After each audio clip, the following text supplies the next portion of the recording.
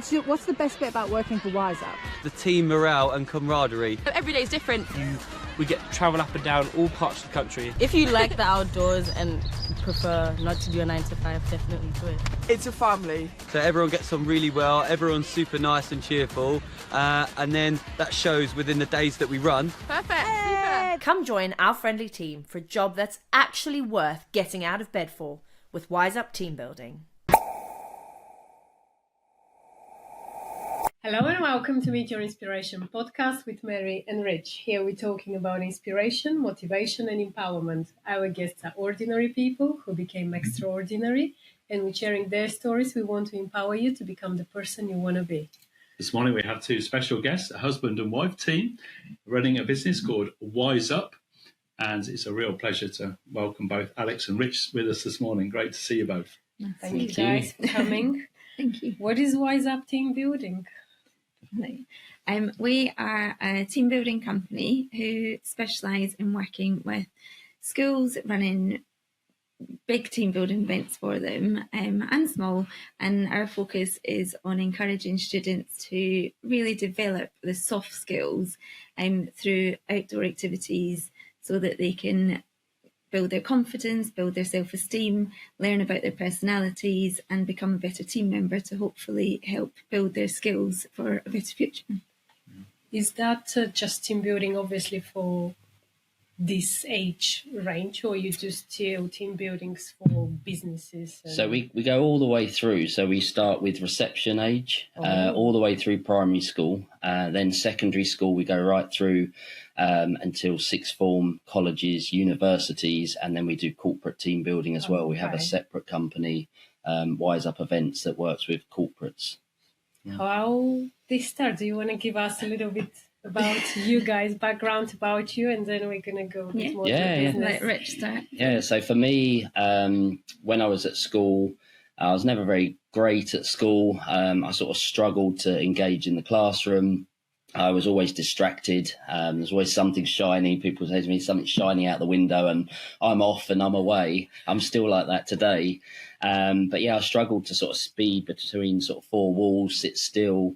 And I thought, well, where do I want to go? What do I want to do? When it came to sort of sixth form, I thought, well, all my friends are staying on, I'll stay on.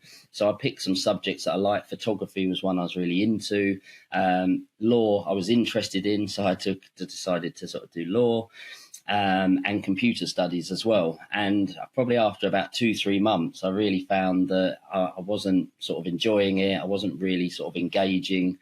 And then I decided to drop law and computers, and the head teacher said to me, if you're only going to do one A-level, then we need to sort of talk about how you're going to stay in the school just doing one.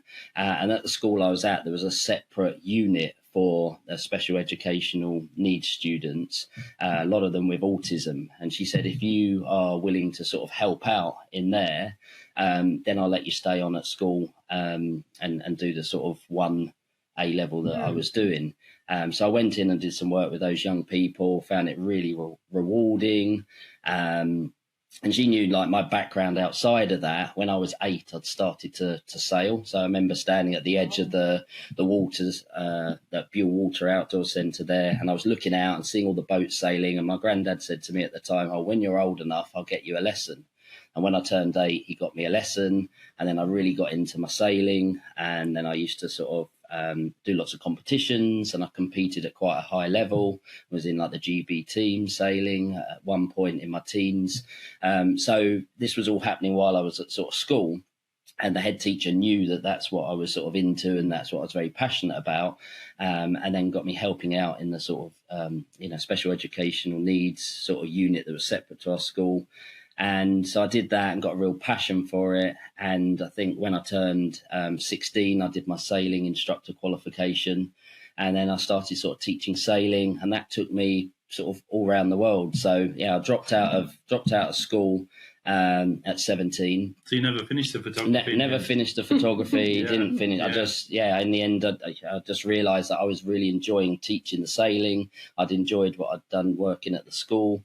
So I just decided to follow my passion, and I went to work all over the world teaching sort of sailing. I worked in Turkey, worked in South Africa, worked in loads of different places, and the job just allows you to go and work for different companies. And that's really good, because obviously then that's funding your passion as well. So you're earning some money, and then obviously you can put that to but I guess, did you have to pay to be in the competitions and stuff? Yeah, so I was very lucky with my sort of family. When I was younger, my parents allowed me to sort of, and I'm one of three. I've got a brother and a sister, and sort of my family, my mum and dad allowed us to sort of explore different sports. So my brother was into sort of motorbikes, my sister more like horses and sort of horse riding, and me, it was the sailing side.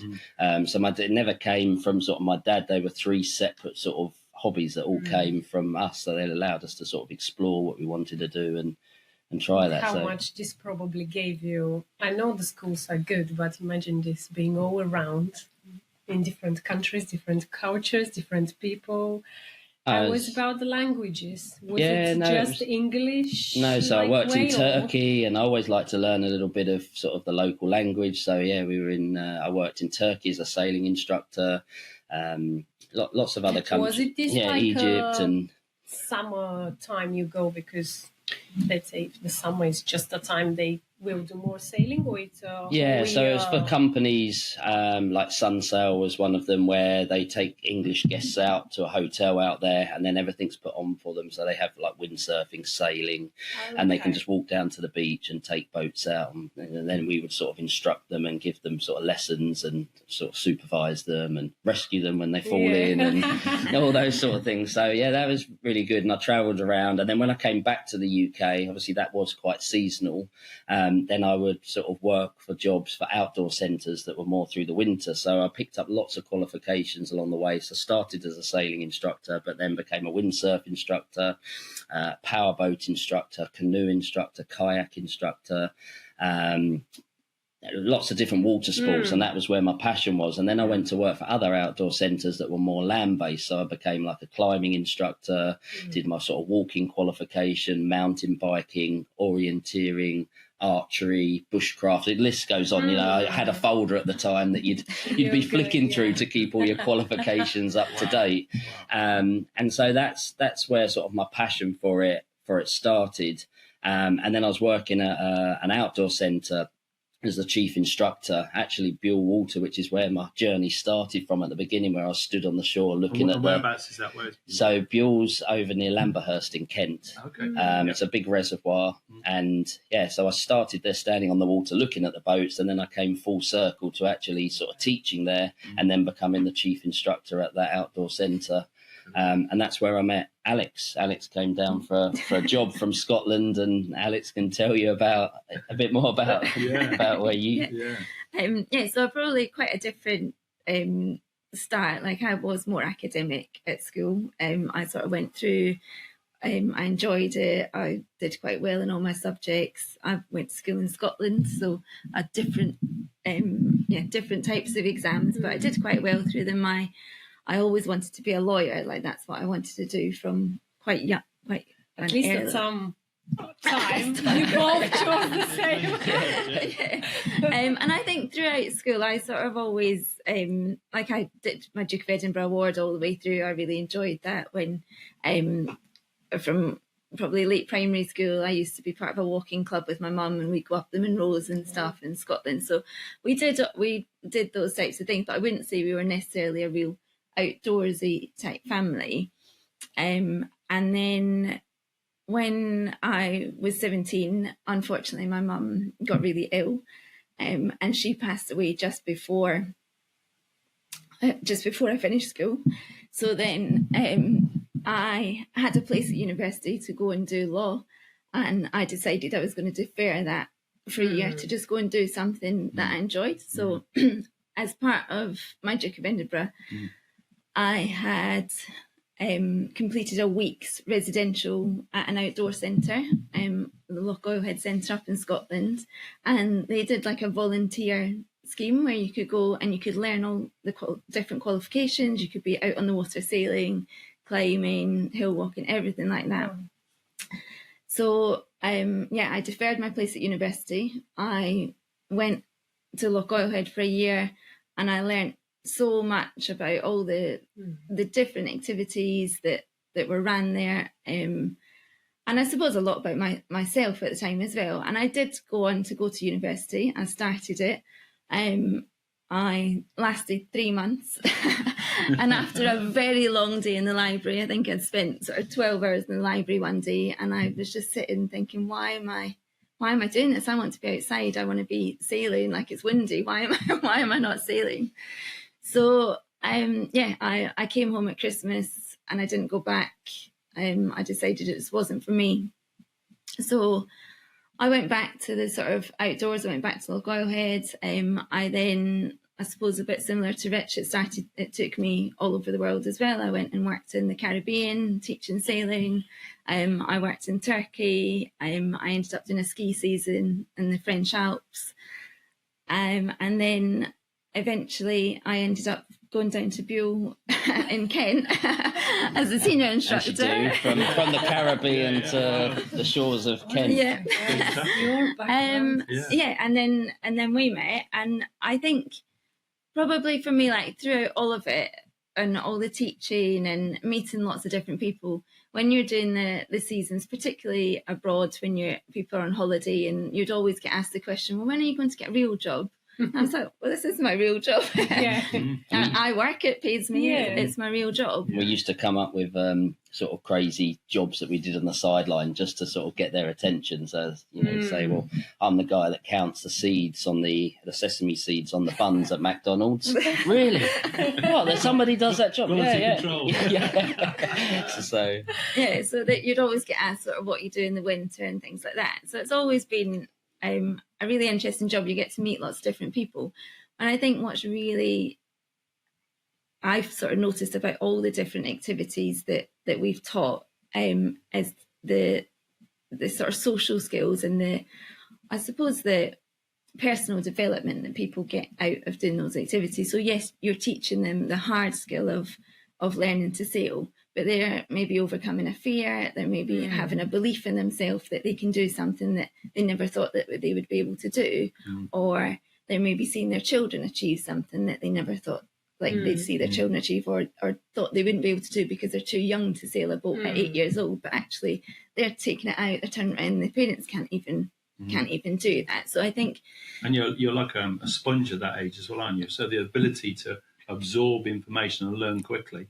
And also, you've got the fitness and the agility at that age as well. Yeah, a lot of the kids there's so many benefits to it, and I think it just rounds it up. But the resilience that young people and adults get from doing these activities, it just shines through in all of them. Like there's just so many skills that can be learned, and I think what we sort of came to realise is that.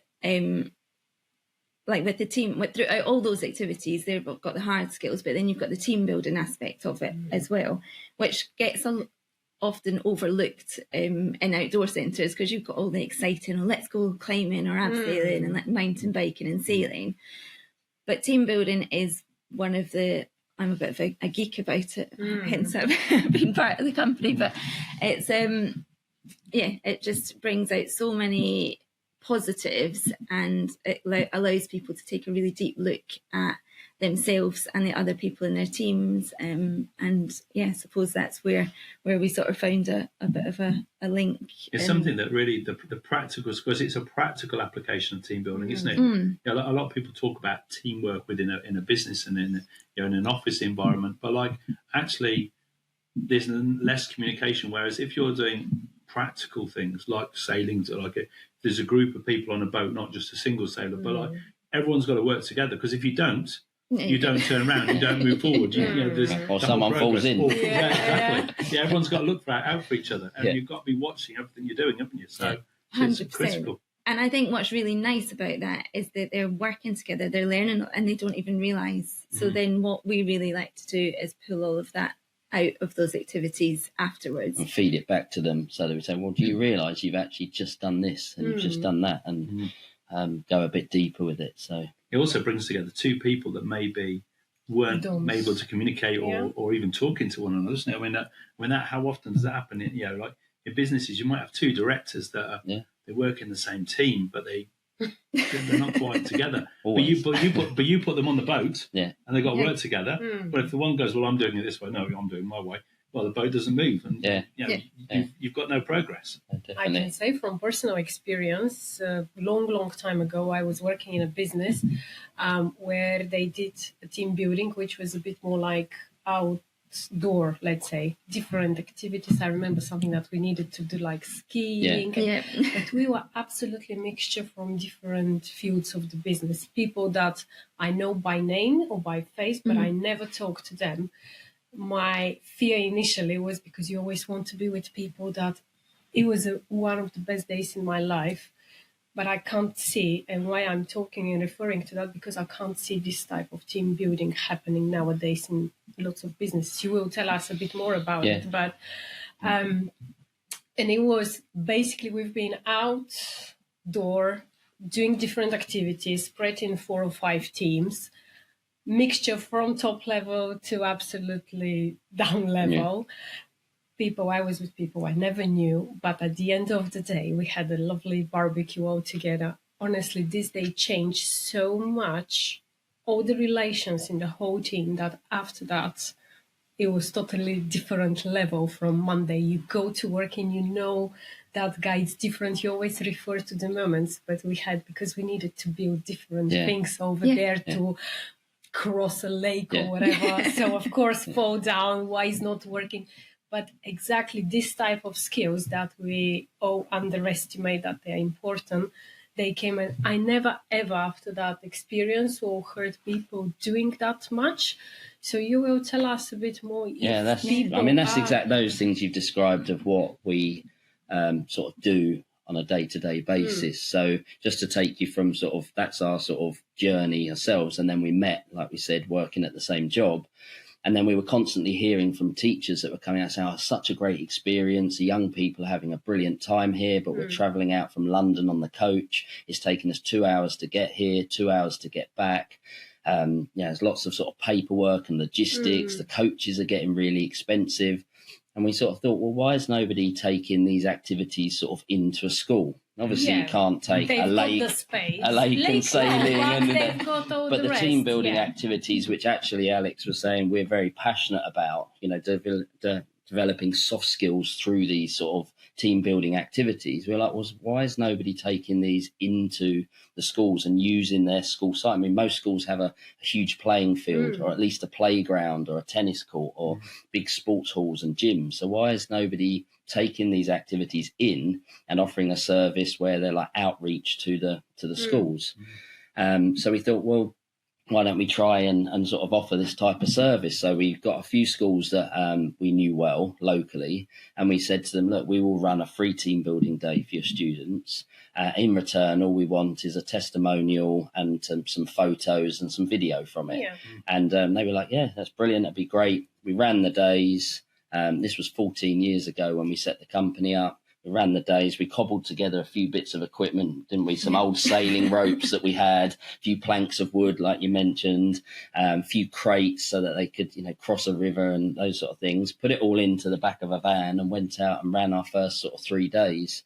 And if I fast forward sort of 14 years, we now have 60 staff, 8 vans that go out, and we cover the whole of the UK running these activities in schools. That it is getting more and more. I think it is needed. I've got a young child. I can see that they are missing nowadays what was back in the time, probably when we were growing, that freedom to go out and do different things.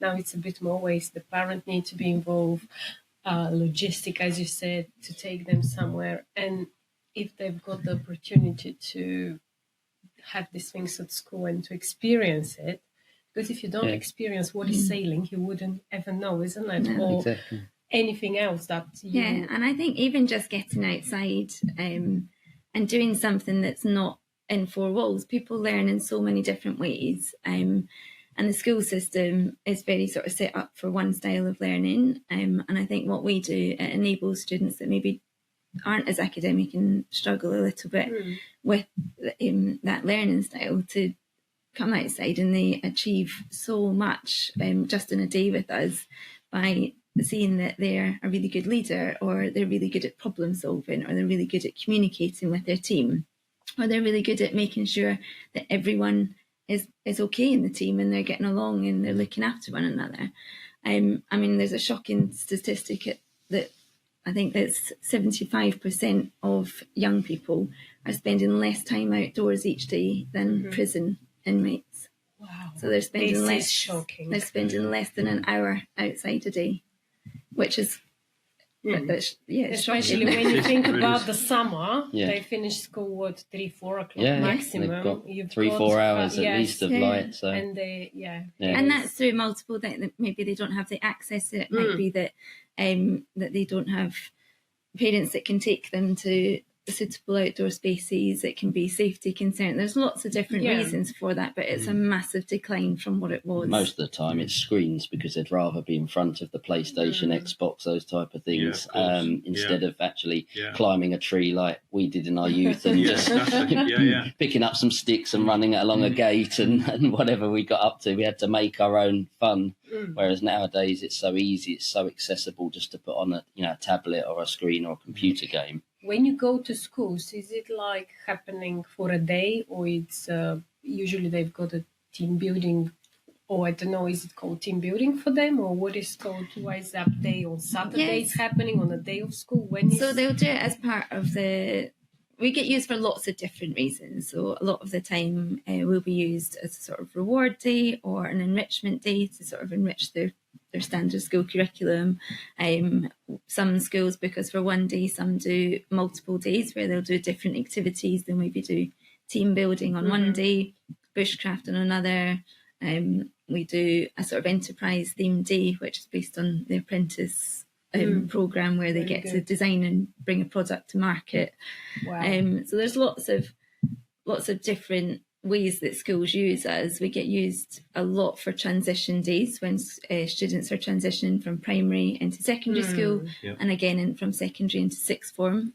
That's really positive. We get such positive feedback from the schools, especially after they use us for the first time and they're like, oh, we're going to do it every year, because it's made such a difference to the relationships that the students develop, even just from one day of activities and getting to know each other in that different environment. Yeah, and we have, what's really good, we work with over 400 schools now each year. The Sunday Times top 10 schools all use us, including School of the Decade, Brighton College, have booked us for the last few years as well. So we've worked with them for several years. So a good compliment to you as well. If they are returning and they keep doing that, mean you. And we're the thing with Alex and I is we're always pushing for more. We always want to be better. The feedback forms we get a feedback form from every school we've been to.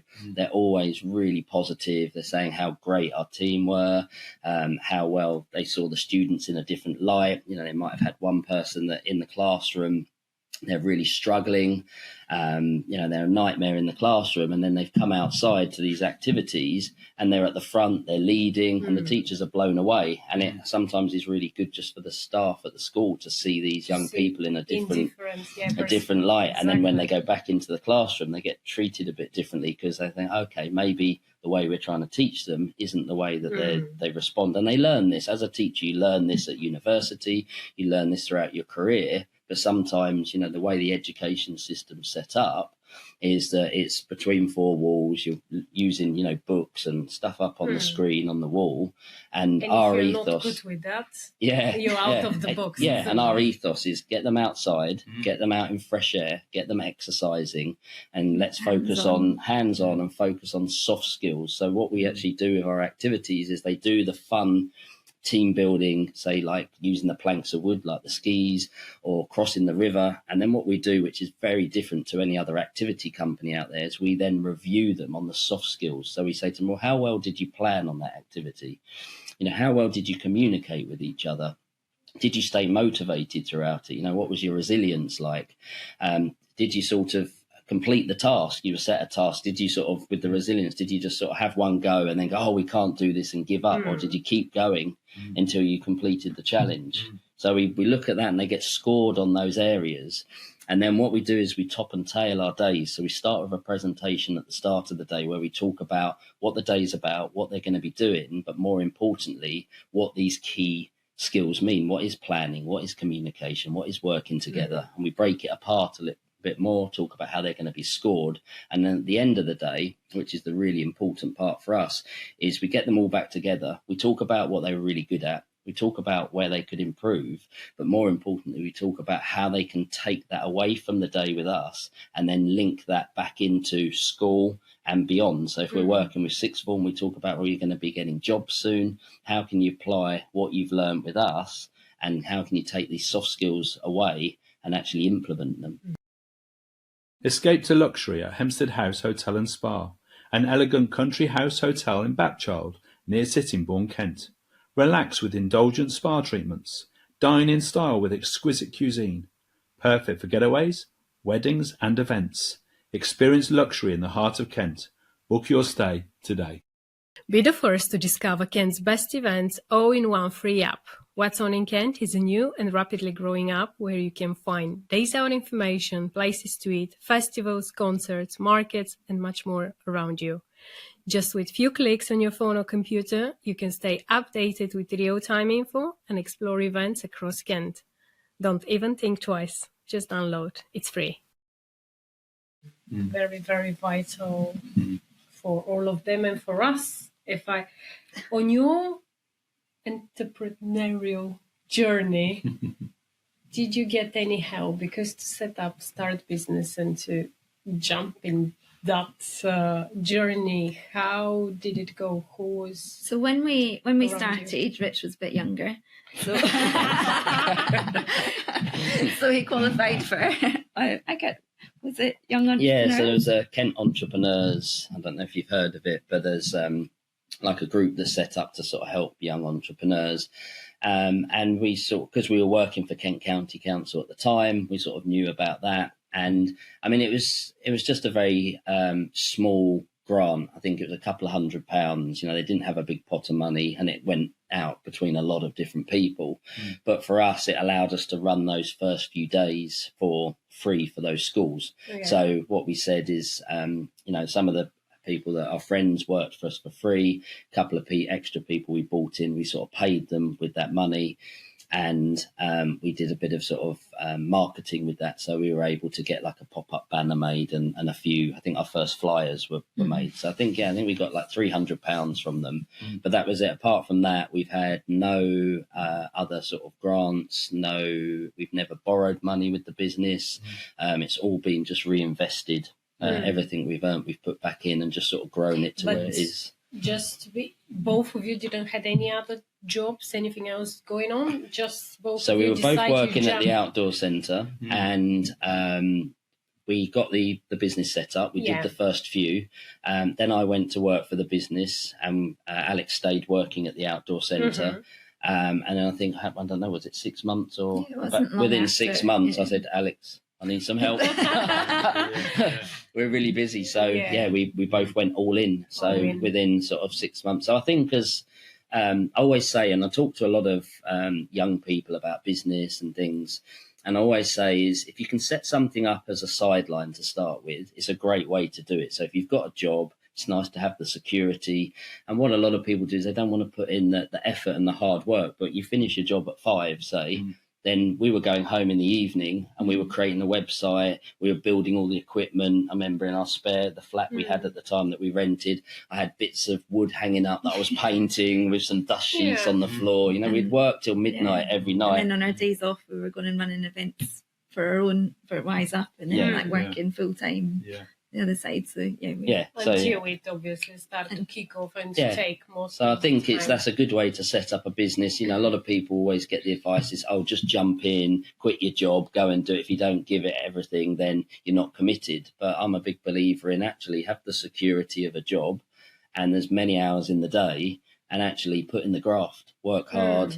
Well, you're rehearsing it then as well, aren't you? I mean, by doing that, you're showing your commitment towards it, because also you're giving everything. Because it's like whenever you've got one business and you're starting something else, it's not straightforward to just you need all the prep work and put everything together, because if you don't, you won't have all the pieces, and you were putting all the pieces together, and you're also proving whether it was going to physically work. Yeah. Because you need to prove And the concept. especially, this is something that you need to go find people, show them, Yeah. got this experience, build that. And actually, like, it is hard, starting a business is hard work. You're going to get some knockbacks. You're going to find some difficult times. I mean, for us, we sort of ran a few days and we really felt like the momentum coming. We got our first sort of booking that was quite large because we'd done some smaller ones as our sort of test trading. And we had a school that booked us, I think, for like 180 students, which at the time, that was a huge booking. Like now, we do those. Our biggest day we ran last year was for 1,000 students all at once, all on the same site. So that's huge. Yes, but now they've got so many people. How do you do 1,000 people in the day? We'll tell you in a minute. So we had a booking for 180, and we thought, oh wow, this is huge. So we prepped, really well for it. Got everything set up. Got the extra kit we needed. Got the extra staff, and ran the day. And then at the end of the day, the feedback wasn't that positive. It was sort of like, oh, we didn't think it was good value for money. We could have ran something like this ourselves, within the school. And there's feedback like that. And Alex had led the day.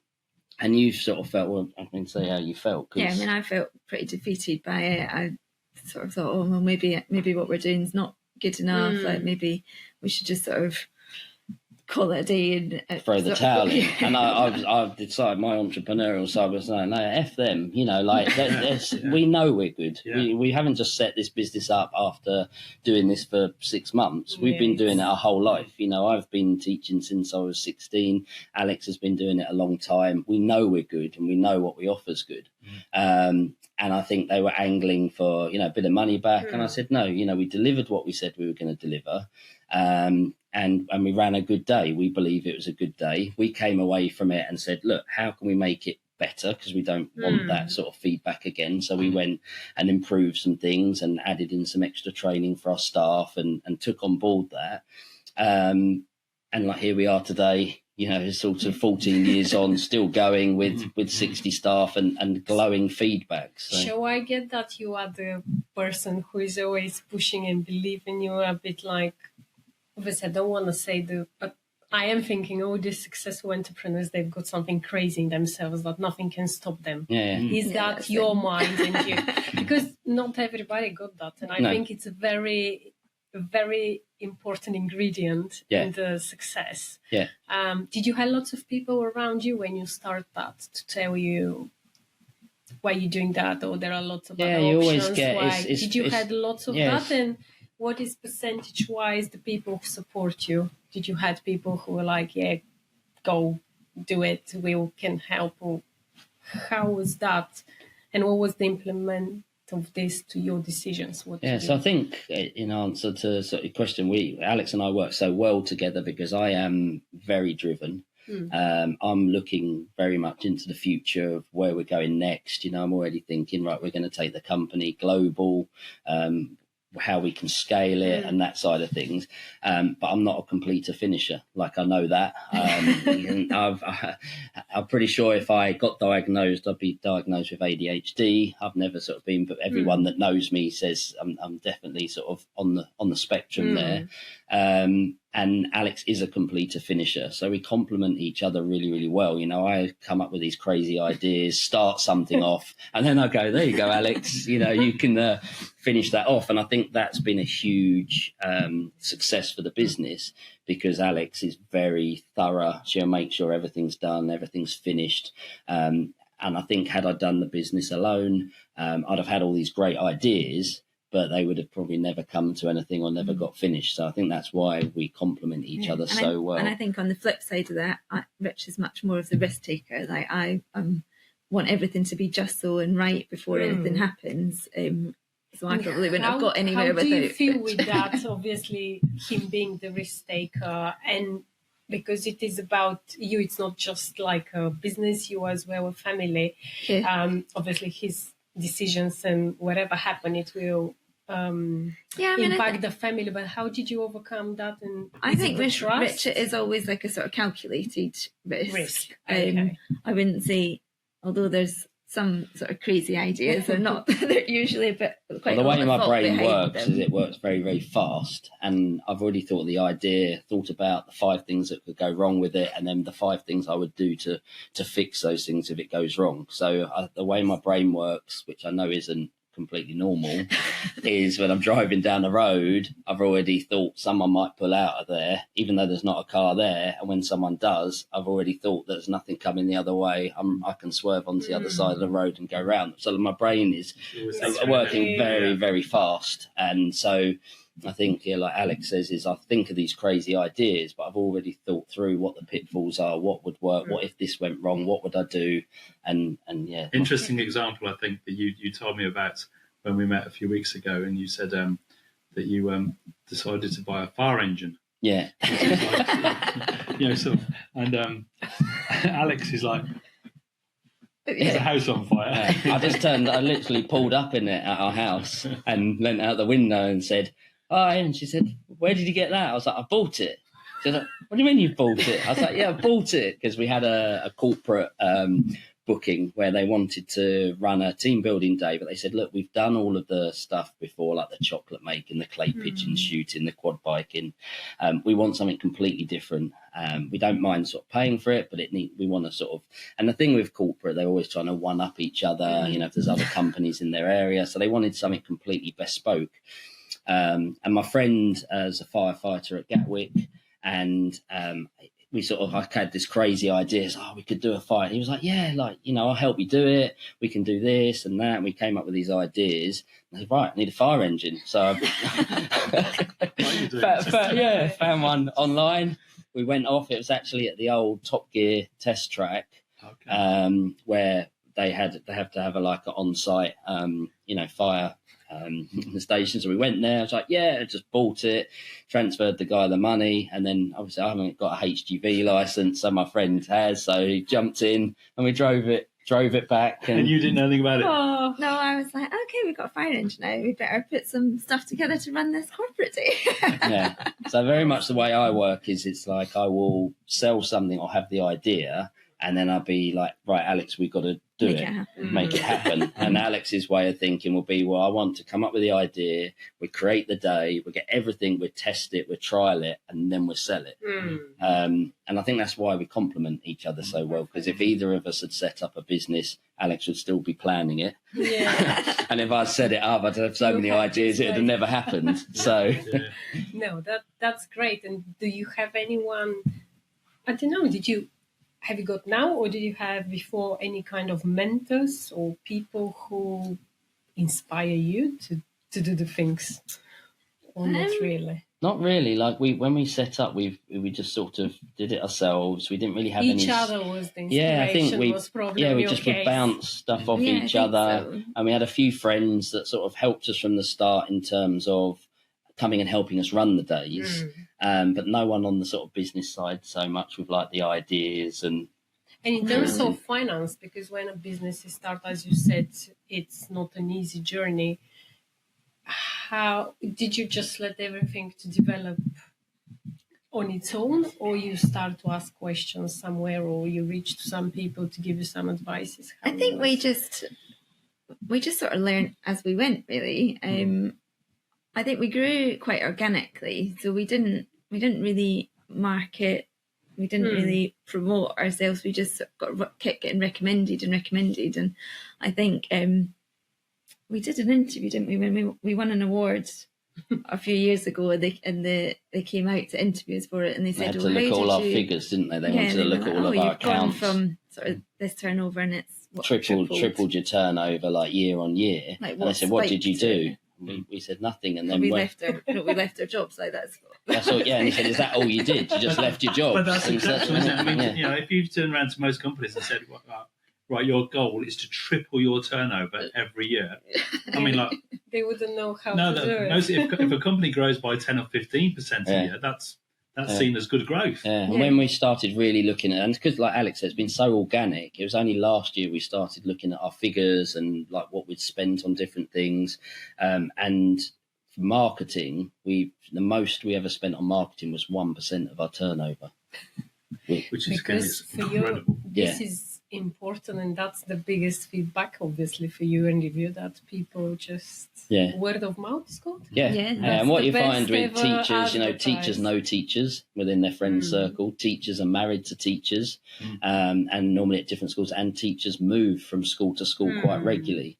And what's quite nice with our business is that I always use this as a sort of analogy, but if you buy a Hoover, you're not going to want a Hoover for 5 years, because if it does its job, it's not going to break.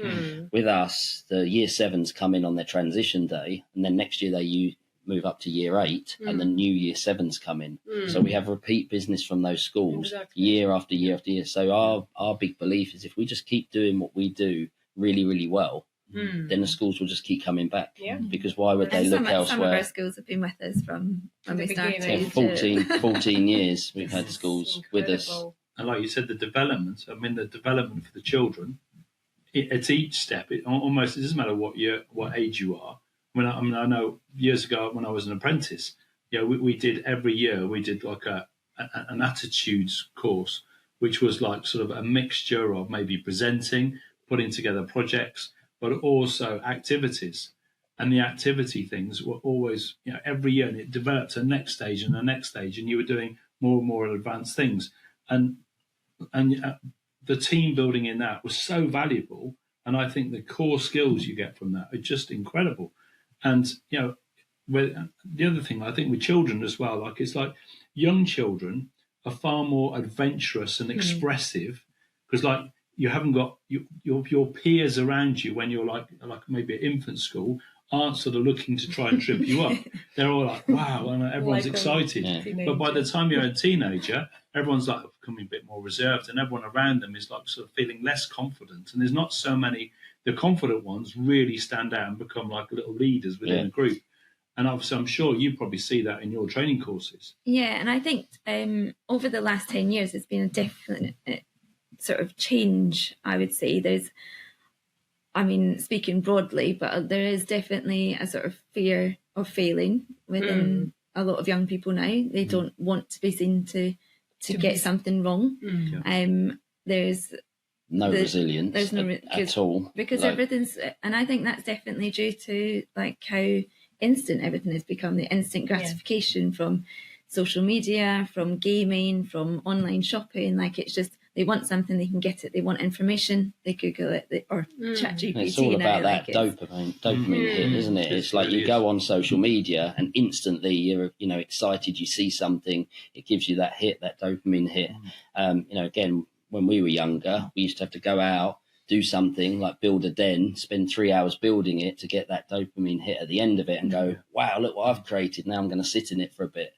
And it's trying to get young people to back to that sort of actually to get a healthier dopamine hit is to put in that effort and to work hard to get that sense of achievement rather than just getting it off. Is there anything off of the screen. that our listeners, young or parents, that you can advise them? What can they do, or even advice for me for the weekend, let's say? What is a good thing that we can go and do and to try to get the kids and us to experiment and to try? Like you said, sailing. Is it something that someone can go and just give a try? And sailing you can, but you don't, there's so many things you can do that doesn't cost any money. That's easy to do. First thing, as we've mentioned, just get outside in the fresh air. We're so cooped up inside nowadays, and it doesn't matter if it's raining, put on a jacket. Let's build some resilience. Let's go outside. Getting wet and getting cold is part of building resilience. Go out to a local country park, go walking, take some things with you. You can print off the internet, or even just on your phone now, you can get apps where it's sort of like different tree identification, different sort of leaves, etc. Just sort of doing some education, but outdoor education in the fresh air. And I think just going, just being outside, and I think having that time away from screens and interacting even within your family, just having those conversations that aren't around a sort of screen and putting the phones away and just talking about different what's going on in everybody's lives. I just think it builds that communication, and it takes away from. I think the screens can be quite dangerous for young people. We've all know what it's like to not have social media and to grow up where we didn't have the fear of if you do something wrong, it's going to be around the world in an instant, which young people nowadays, they have that. And I think that leads or enhances that sort of fear of failing because they don't want to look silly in front of their friends. But it then creates anxiety, it creates depression. So this is what we're seeing a lot more of. And we actually have just released some digital products because we're so passionate about it. We've released an anxiety journal, which is for parents with teenage kids to be able to help them if they've got an anxious child and just to understand it a bit better and work through the journal together. And there's lots of activities in there to do to get a better understanding of it. We've also just released our one that's called a digital detox. So it's about spending less time on screens and how to work through that. And actually, it's amazing when you start looking into it, but the way that the digital effect is actually similar to sort of taking drugs. So taking something like cocaine, you get the same dopamine hit off of being on your computer games and being addicted, and you actually have to wean yourself off it in the same way that you would have to if you're coming off of hard drugs. So like in our sort of digital detox we've got like strategies in there of ways to slowly sort of start reducing your screen time and monitoring it and looking at actually trying to sort of wean young people off of it. Yeah, Where did they find that, Rich? Because obviously those two, is that from your website? Yeah, so on our website, which is wiseup-teambuilding.co.uk, we've got a page on there that says digital products, and we're actually releasing quite a few other ones over time. So we're planning to release one a month. So like I say, we've got the anxiety journal, we've got the digital detox, and then we've got ones like managing emotions, what's the other? Building like self-confidence and self-esteem. And ADHD. Yeah, and an ADHD one that we're actually working closely with a ADHD specialist and sort of with our side of things and their side of things and putting together a really good sort of bit of just something that parents can refer to, because the problem nowadays is within schools, it's really slow to get a diagnosis of any sort of special educational needs with young people. And between that and being diagnosed, parents don't really know what to do. So they call it sort of regulation activities. And it's like, well, what are regulation activities? What does that mean? What do we actually need to do? So we're putting together some tools really for parents to be able to use in the meantime while they're sort of getting their young people diagnosed. And to open up the conversations around things like anxiety and depression and make it not like a taboo subject that young people should feel that they can't talk about and that parents don't have to worry about talking about with their young people. But yeah, I think there's definitely, it's a very different world, I think, to when we grew up. They are living in a very difficult world, if I must be honest. Yeah, we've got everything but it is difficult for them. Sometimes I've got conversations after, I don't know, at least 3 different channels where you pay that you can watch movies. A room full of games. And again, it's like, there is nothing what to do or to watch, really. When I was growing, I had my Barbie there. And that was the thing that, wow, I've got it. Or on specific days or in the weekends, there will be some nice Disney movies or something on the TV, and that's going to be the light of the week. Nowadays, you've got absolutely everything. At the touch of a button. And that's why I think mental health is really suffering within young people now, and it's quite worrying how the future's going to be, and it's when we've been doing the research for some of our digital products, like I referred to, it's actually crazy when you think that how can playing a computer game be the same dopamine levels as taking cocaine? Like that's quite scary when you think about that. And actually, and the addictive nature of it, because it's just that. Yeah, the fact you can't just go cold turkey. They try. If you say to your teenager, right, tomorrow we're turning off the internet and it's gone, you see there'll be reaction. Some of them are really reacting bad on that. Some are quite chill and okay, but it is shocking stats that we don't talk about. And I think that's what, like, when we go in and we run our days, and it's almost like you're seeing the students being children again. Like, not that they're not children, but they're just, it's much more carefree. They're getting to just be hands-on and do some activities, and they're learning stuff without even realising that they're learning it. And then when we relate when we sort of review with them and we get them really involved in that process of reflecting on what they've learned throughout the different challenges that they complete, it's very rewarding for us and our staff to see the young people develop through that, and for them to recognise things within themselves that they didn't realise that they could achieve, or they didn't even realise that was in. Have you got someone that you done activity back in the time and now they become your staff? We have, yeah. We've actually got somebody, so we took a photo of a school that we're at, and it's on the side of our van as our vehicle wrap. And somebody came to work for us and went, "That's me," on the side of the van. Really? Yeah. And this is my So and it is very, very rewarding. And you only need one young person at the end of the day to come up and say, "That was the best day of my life," and that makes it all worthwhile. And I mean, the schools we go to vary hugely. You know, we said we go to over 400 schools a year. Sometimes they're inner city schools, London, Birmingham, Manchester, and literally what the young people have, the clothes on their back, that's all they own. You know, they're from very deprived areas. They have very, very little. And then the next day we could be in a school that's a private school. It looks like it's from Hogwarts, you know, from Harry Potter, and they offer you to come in for lunch, and your lunch comes out on a conveyor belt or a 3-course meal. So we work with across the whole. This was my other question, that, I think you are giving the opportunity to children who can't experience anything like that. And that was a big driving force, I think, like Rich obviously talked about, when the teacher said not like it's difficult to get out of London, transport costs. But another thing was the number of students that they could bring out. You can only fit sort of 50 students on a coach. We wanted young people to be able to access it no matter like where they're from, no matter what the funding levels within the school are. And by us going into the schools, not only is it then more accessible for more students because we can get the whole year group involved. It doesn't matter what level of financial or what their parents' financial situation or the school sort of situation is. But it also means that they're getting longer to spend doing those activities because they're not spending an hour and a half out of London, an hour and a half back in. They're getting from the start of the school day to the end of the school day, all on activities. And I think cost was a big driving factor for us, and we tried really, really hard. You know, the way inflation's gone, the way, you know, the government put up national insurance, it's really hard on businesses nowadays. You know, we travel with our vans, fuel costs have gone up, hotel costs have gone up. But one of the big things that we've really pushed for is to keep our costs low.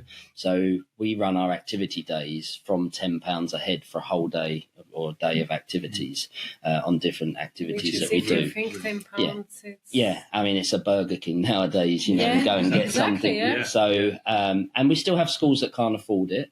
And we understand, you know, it's really tough times. So then we've created like something else, another product for those schools, which is actually our like sort of digital download of the activity day. So it's a DIY pack, we call it, so they can do it themselves. So we give them all the activity ideas, we give them all of the prompts and the cards and the reviewing questions and everything there, and they can buy that for like a one-off fee of just £195, and they can use that as many times as they want. It's got like unlimited access. Yes, they have to do it themselves. Yes, they have to cobble together the bits of kit, but we give them all the instructions, what they need. Mostly it's stuff they can find around their school. Which is good again, because it's and we've done that for primary schools to start with, because it's primary schools, I think, that are struggling with the budgets as the most. And then, with the secondary schools, we do a couple of options where we go in and work alongside their teachers to keep the costs down, or we have an option where we come in and do it all for them. So we run it start to finish. Their teachers can take a step back and just sort of view them from a distance, as it were, to see all of the groups. Which is good, as you said earlier, because you see the kids that you teach in absolutely so we have different perspective. And we have those sort of three options really, which is we do it yourself, we do it with you, or we do it for you. And so you too, are you still involved in basically going on these events, or are you more organizing them? And so I would say my roles sort of changed, but I'm still involved in the training of our staff. I was out last a couple of weeks ago on our events, and I sort of just checking in. It's still nice to go out and work with work with the young people and just see the impact, I think, of what we're doing. And so I'm still involved in the sort of day-to-day Alex is runnings the of the events. COO of the business, so she's sort of mainly on the operations. We've got an operations manager, we've got a general manager, and we've got a programs manager. So in our office, there's about sort of 7 people, all behind the scenes, making sure that everything sort of happens and the days run. Is your staff a bit younger people, or they're all? They sort vary, of yes, all different backgrounds, all different age ranges, which I think again is really nice for the young people. Like when we go on the events, there's always like someone to relate to. They're getting different perspectives from different people from different walks of life. So they. I was going to say, so when you recruit, like for example, for the activities, where do most of the people come? Are they teachers, or are they ex-military, or sort of doing some jobs? I mean, our younger ones tend to be at university. So when they finish university, they finish a bit earlier than our sort of busy, our busiest time of year is July when the schools are breaking up and September when they go back. So we're doing the reward days that Alex mentioned and the transition days in September when they go back. So that's our busiest months by far. We do about 70% of our turnover in those 2 months. So yeah, it's very very busy. And then in the winter, when it's much quieter, we disappear to warmer climates and go in and relax and sort of enjoy ourselves. So it's a very new ideas. Yeah. And I think that's important. It's important to step away from the business to come back fresh. We go to Cape Town for January and February every year.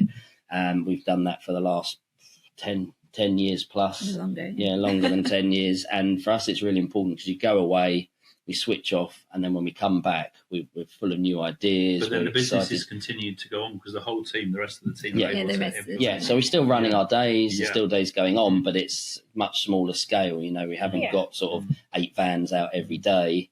So it works really, really well. So when you're recruiting, so when you're interviewing someone, what skills are you looking for? What do you look for in your people? I mean, I would say that we we don't look at academic results. CVs go in the bin, and I think this is something we talk to the young people a lot about nowadays. Is years ago, if you had 3 CVs on the table, you'd look at what university they went to and who had the highest sort of degree. And that's how you'd pick somebody. Nowadays, employers don't recruit like that, very rarely. You might get the odd few that are still stuck in that way. What people do nowadays when they recruit is they look at whether someone's going to fit into their team. So a lot of the time when you find these big companies, they're doing personality testing during the interviews. They're looking at, is their personality going to fit in? Are they going to work well within the team? And sort of looking at what skills they bring, but it doesn't have to be backed by academic qualifications. And we're very much like that. We sort of practice what we preach, and we do the same. We run our activities to recruit our staff. Yeah, we do. We run our activities, we watch them, we sort of talk to them about. But that's the best way to know that they're going to fit and they will enjoy the role, and you will be happy with them because what's the point? You see straight away how they interact. We can see if they're leaders, we can see how they communicate, we can see how they work as part of a team, and we want to practice what we preach. So we need to make sure that brilliant. Those skills are all there. So yeah, I think it's really important just to sort of look at it in that way. And I think for young people to understand that's why you don't have to do well at school, but these skills that we teach are so important. Like AI is the future. We all know that. Some people resist against it and not want to adopt it. It's a bit like the internet. Our parents was like, or grandparents were like, I don't want to get involved. And now it's everything. But, AI is going to rule the future. But the thing is AI will be able to do a lot of stuff. But what you won't be able to do is you won't be able to prompt AI if you're not good at communication. So communication is the key number 1 skill that young people need to. And the difficulty with AI, it goes back to the problem that we talked about earlier. It takes us back in front of the screen. Everything about AI is interacting with your laptop, with your phone.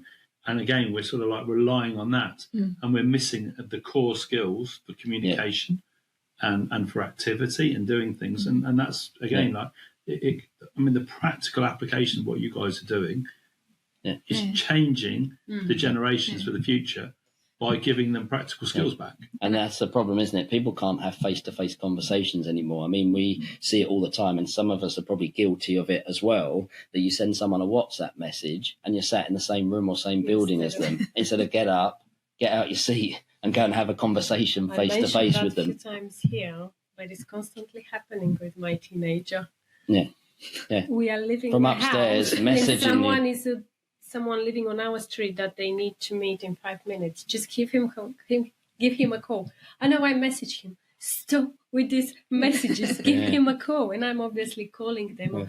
It's Or if you talk to a young person about why don't you go and knock for your friend? Well, they might not be in. I was like, well, we used to have to go and, well, what did you do if they weren't in? Well, we'd sit on their doorstep for 20 minutes till they came home. Or we'd go out and look for them because they're probably at the park or in the woods or down the road. Exactly. So we'd spend an hour looking for our friend, whereas now they'll WhatsApp them, so I'll meet you on the corner in 2 minutes. Or a lot of them track each other, don't they now? So they know exactly where. From one side is good, but from another is totally they're losing these communication skills, which are needed. And I think like what our days offer, it can fit into so many different aspects. Like it's getting them outside, it's getting away from screens, it's getting the social interaction, and it's developing all these soft skills. So it's just hitting so many positives that it's like, well, why we just need more schools. I think it's just the schools have got to buy into it. You know, that's the thing is they know it's needed. But you get some schools that are really sort of proactive with it, and they're like, "Yeah, we need to be doing this." And other schools, you can just tell. Yeah, I mean, I'll be honest. We get a good view of schools across the country. You know, we work with a lot of schools all over the country, and the education system is failing. You know, it's very dated. It hasn't kept up with the changing times, and I think it needs a really good sort of shake-up, really, and a really good focus on sort of looking at actually, well, where do we want our young people to be in the future? Not teaching them sort of, Pythagoras theorem and things like that. Why are they still teaching that in school? Because we can go on your phone, you can say to ChatGPT now, right, can you work out this sum for me? I know when we put a roof on a building before, I needed to know the pitch for the tiles. I just put it into the online calculator and it told me exactly what I needed, what tiles, where to buy them from. So why do you need to learn, in and maths? most of the time you learn, and after a year or two you forget everything that you learned. And I think that's the thing, and it puts a lot of pressure on young people because they're essentially fed this information that they're going to be judged on these exam results and that those exam results are going to be the be all and end all for their futures. And we know from a lot of our friends and like business associates and people like that, that's not necessarily this is the good case. light here, because I think we had quite a few business people who said as well that the way how they recruit is like you guys. It's not based on CV, it's not based on, because as they said, the experience that you might be great on your grades and etc., but you come in my business and you don't bring any value, and it's not good for both of us. So it's and I'm really hoping that most of the businesses will change to that, because we need to start to recognize the personalities. And they will, and they have, and that's the thing. But the education system's not keeping up with that. That's the issue. So they're coming out of school geared towards qualifications. And this creates a lot of pressure, a lot of anxiety, a lot of depression, because they think, oh, if I don't do well in this exam, I'm not going to get into this school, I'm not going to get into this university, I'm not going to get the job. But we've got friends that have got masters and they can't get a job. Yeah, exactly. And people that left school at sort of 15, 16 have gone into a trade, maybe like, a builder or a plumber or electrician, and they're driving around in Lamborghinis. They've done really well for themselves. So it's interesting. I mean, obviously, one of the things that a lot of companies today, I mean, obviously we've done a lot around the education system, but obviously one of the things in business today is obviously team building within businesses. And obviously people talk about well-being, and people talk about a nice sitting down area, or a nice canteen, or bean bags in the office, or getting someone in to do a massage or whatever. But obviously one of the key things within a business to really develop a business and to get people learning core skills and working together is obviously what you guys are doing with the team building. So obviously I'd imagine, the education ones, like we talked about the seasonal issues, but obviously in workplace, you can be doing activities all around the year. So do you find that is really growing today more quickly, almost more quickly than the school side. Yeah, definitely. It used to be really popular, like you said, years ago, and companies did away days a lot, and they would bring them out and do big corporate days, team building days, and then it stopped for a long time. And I think it was due to the way that actually HMRC probably penalised companies for it, because before you could put it through, as your training, and now they would say, oh, you can only have £150 per person or something like that for the whole year. Otherwise, it becomes a benefit in kind, and then the company's going to be taxed on it. So then I think a lot of people pulled away from it because of this.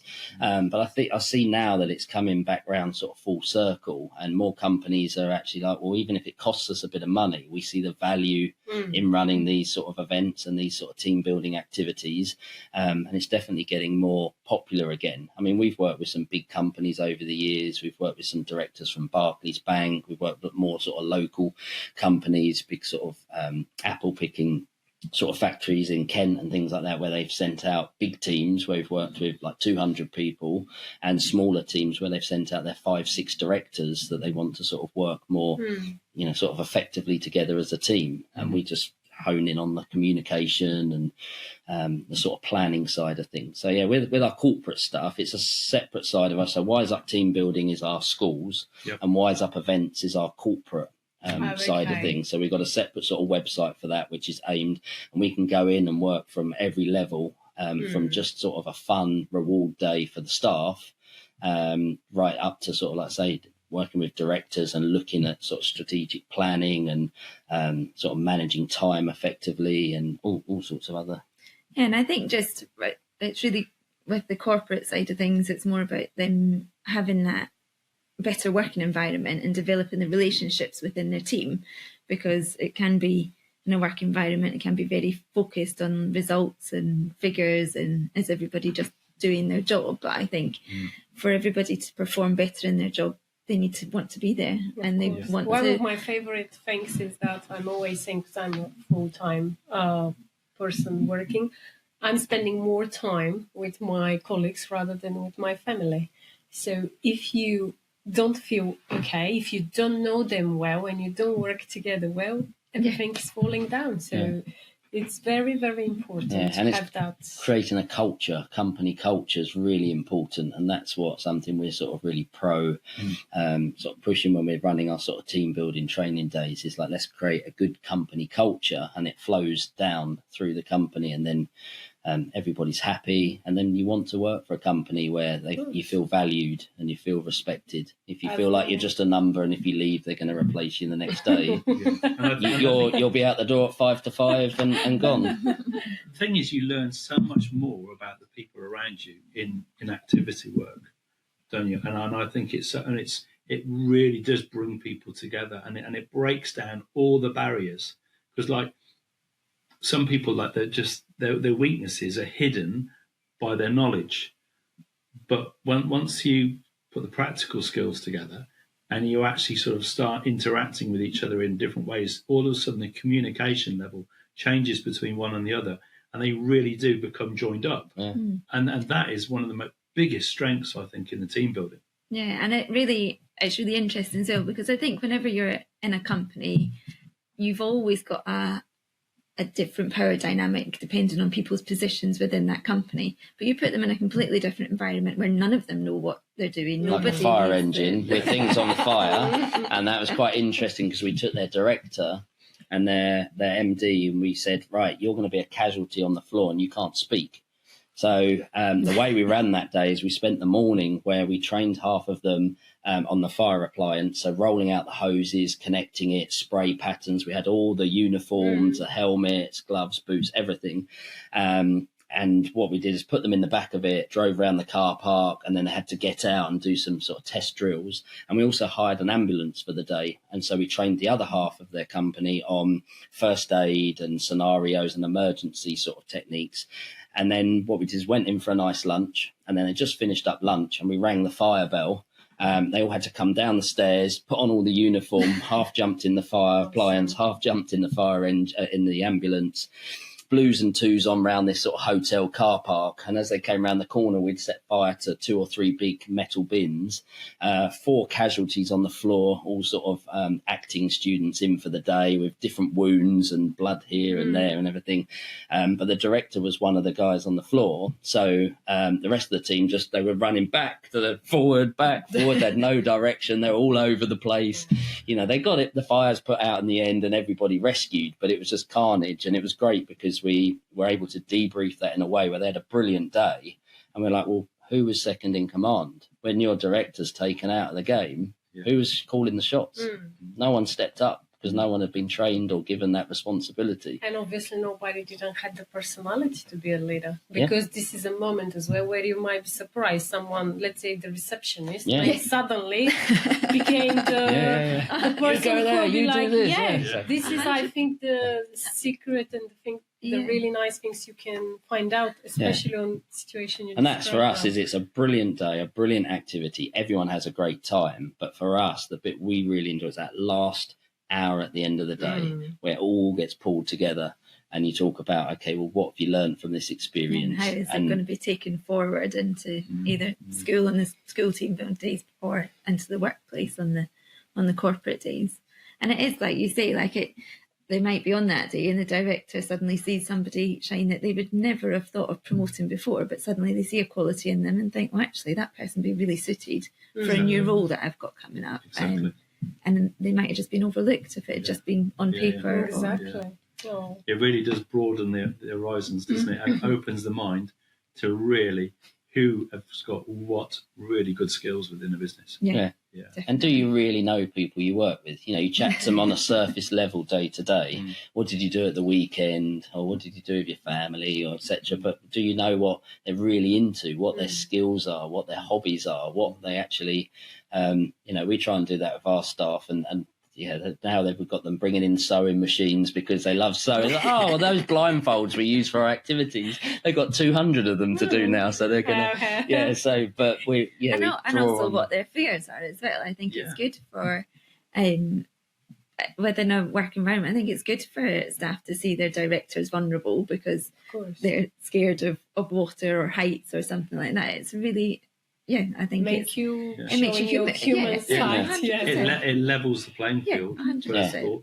And I think the other thing it probably does is those who are maybe a little bit less, maybe don't have such confidence, or they're the quiet ones, they actually have an opportunity to thrive in an environment like that because they actually might have a better thinking in practical skills, and that builds their confidence as well.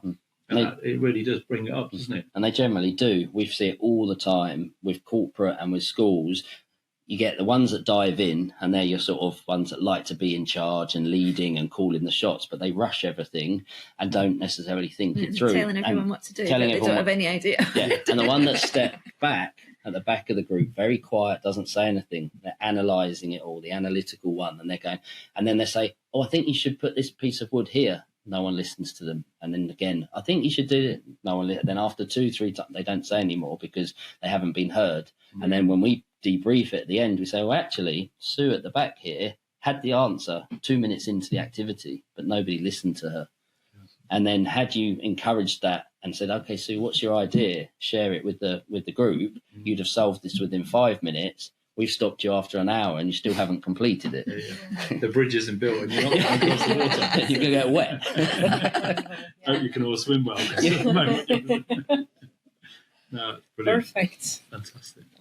Really, really good. Yeah, thank you very much, guys. I think it was very good, and I'm pretty sure people will benefit and will find, and they can find you obviously on internet and get in contact and get outside and definitely do something good for your children, for your business, for yourself.